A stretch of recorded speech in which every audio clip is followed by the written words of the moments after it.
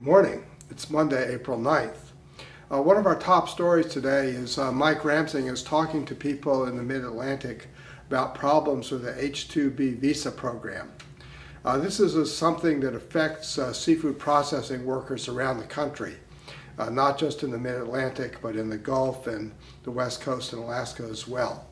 The U.S. Department of Labor is making changes this year in the H2B Visa program, and those changes are very detrimental to the seafood industry domestically. First, they're changing the way in which companies have to contract in advance for these workers. Secondly, they're changing the flexibility that companies have in determining the numbers of these foreign workers that they're going to hire.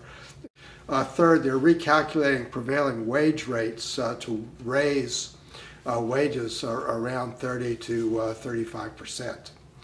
The combination of these things means a much more difficult environment for processing domestically in the U.S.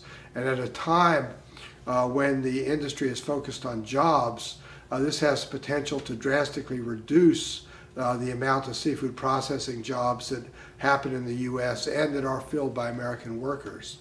Migrant labor in the seafood industry is a very necessary part of the business, and many of these workers return to the same plants year after year and develop long-term relationships with particular companies.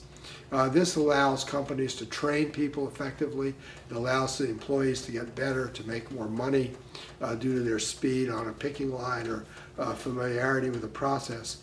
And it supports the continuation of these businesses in their existing communities, whether that be in Maryland or Louisiana or Alaska.